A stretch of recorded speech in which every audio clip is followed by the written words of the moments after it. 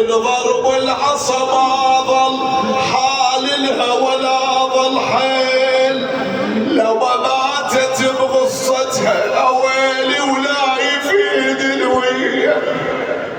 اقبل الحسن والحسين جلسا عند الزهراء، حصل لك دمعه. الحسن يقولها اماه كلميني، لم تجب. اسماء بنت عميس تقول ما كسر خاطري الا الحسين. يقولها اماه كلميني انا عزيزك الحسين. كشف الحسن الردى عنها، صاح ابا عبد الله عظم الله لك الامر. يهون عليك يمه